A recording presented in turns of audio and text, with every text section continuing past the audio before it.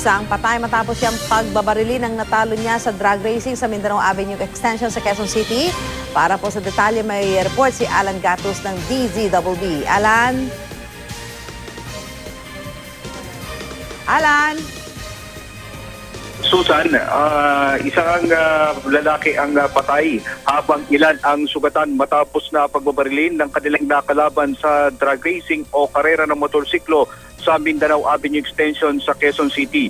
Sa inisyal na investigasyon ng Criminal Investigation and Detection Unit ng QCPD, kinilala ang biktima na si Jackie Pajaroha. Sa kwento ng kasamahan ng biktima na nagpakilala lang na si Nep, natalo nila ang kanilang kalaban sa karera kaninang mag-alas 4 ng madaling araw nang bigla na lang daw nakipagtalo ang mga ilang sandali pa nakakalipas ay bigla na lamang bumunot ng baril ang isa sa mga nakalaban nila sa karera at walang habas na nagpaputok ng baril. Matapos ang insidente ay patay itong si Pajaroha habang nasa 6 ayon na rin kay Nep ang nasugatan sa kanilang kasamahan na isinugod sa magkahiwalay na pagamutan. Sa pag-imbestigahan ng mga tauhan ng SOCO at ng SIDU ng QCPD, umaabot na sa mahigit sa 30 ang bilang ng pasyo na kanilang nare-recover dito sa pinangyarihan ng pamamaril habang patuloy na inaalam ang pagkakakilanlan ng mga nakalaban sa karera sa motorsiklo